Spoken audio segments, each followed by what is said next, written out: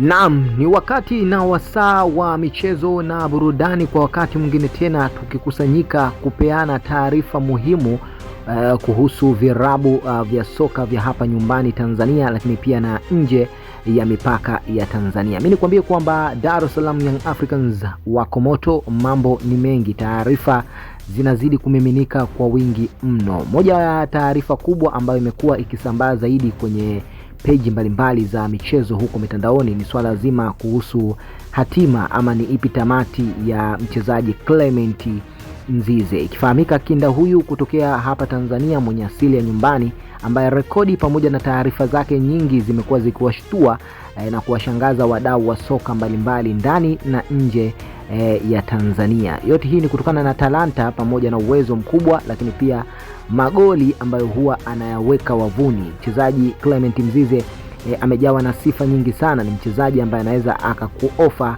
mambo mengi kwa wakati mmoja, haswa anapokuwa dimbani akisakata kabumbu. Mimi nikwambie kwamba Pacome tayari amekwisha kwenda nje na yuko majeruhi, lakini katika kipindi hiki watu wengi wamekuwa wakilitupa jicho kwa mchezaji Clement Mzize. Sasa shida ambayo iko ni kwamba haijafahamika 50% kwamba Pacome baada ya kutoka Mzize naye ataendelea kuwepo Young Africans ama ataondoka, sababu mpaka leo hii kumekuwa na ofa za madili ya pesa nono kutoka kwenye virabu mbalimbali vya soka vya hapa Tanzania, lakini pia nje ya Tanzania, nikimaanisha virabu vya barani Afrika kama vile Mamelodi Sundowns, Orlando Pirates pamoja na timu nyinginezo nyingi zimeonekana kumtolea macho mchezaji huyu Clement Mzize, na ilisadikika kwamba kuna ofa nyingi zilikuja, lakini Young Africans hawakuweza kuzithibitisha na kuzipitisha ofa hizo. Ni kulingana na uwezo mkubwa pamoja na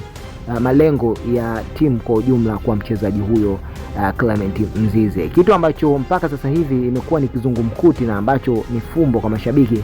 Bado hawaelewi kwamba Mzize ataendelea kuhudumu hapo klabuni Young Africans ama atasepa zake kama ambavyo wachezaji wengine wameonekana kuachana na klabu hiyo ya Young Africans, akiwemo Prince Mpumelelo Dube ambaye hivi juzi ameweza kuachana na klabu ya Yanga na kuweza kurejea kwenye klabu ya nyumbani kwao Zimbabwe. Haya yote ni miongoni mwa vitu ambavyo vimekuwa vikizungumzwa zaidi kwenye mitandao ya kijamii.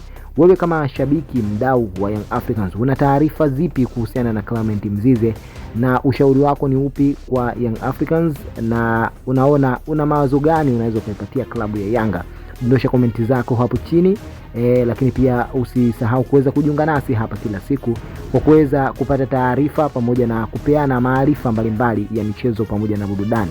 Hakikisha una subscribe, bofya alama nyekundu hapo chini ya video hii, lakini pia uguse alama mbili za kengele. Kwa kufanya hivyo utakuwa umeturn on notification, habari zote zitakufikia kwa wakati na wasaa husika.